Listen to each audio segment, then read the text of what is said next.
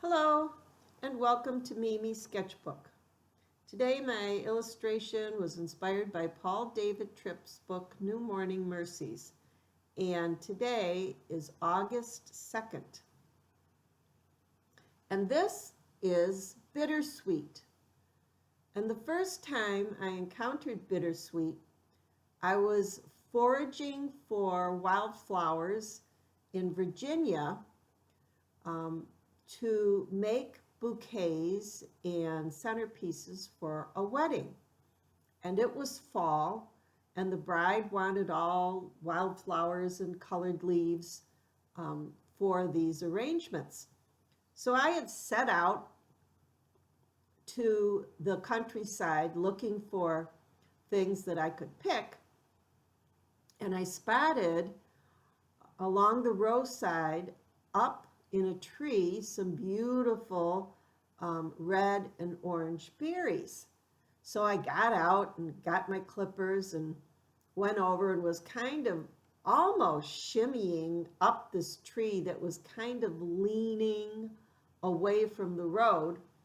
And I'm precariously up there trying to clip off some vines, and I looked down and realized I was about 30 feet up above a cliff and a river beneath me. And I very gingerly backed down from where I was and thought what a foolish thing that was, to just not even look where I was, what I was just so focused on getting these berries, I could have had a terrible mishap. Since that occurred, a friend of mine gave me two bittersweet vines, a male and a female. Now, with like a lot of plants, you need the two to produce berries. And they are growing up a trellis on the side of my house. It's taken years for them to get established, but it seems that this year it has really taken off. And I really haven't been paying too much attention to it, but the other day I looked up at the top and saw that the vines had grown up and right onto the roof of the porch that it's next to, and then climbed even farther up and wrapped itself around the gutter. So I got out my loppers and took down as much as I could, but I couldn't reach that really high vine. So I got out the ladder and cut it as best I could, but I couldn't get it down. So I went and standing on top of the ladder and gave it a good tug and didn't do anything. So I gave it another really good tug this time. And believe it or not, the vine was under my siding and it yanked the siding right off away from the house. And I almost pulled the gutter off.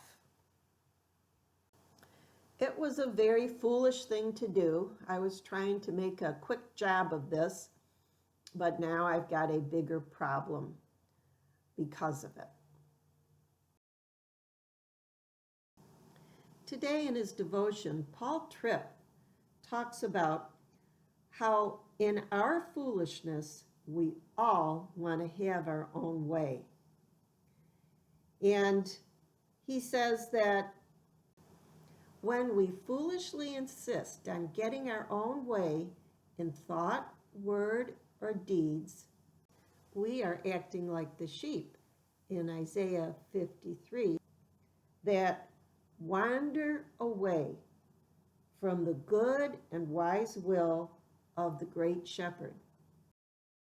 And the problems we get ourselves into can't be fixed by a handyman like the foolish problems I got myself into with the bittersweet. So here's the good news for me and you. Because the next time, and there will be a next time, I know there will be for me, that we are weak and act foolish and insist on getting our own way. And we find that we have messed up and are in trouble and regret our foolishness.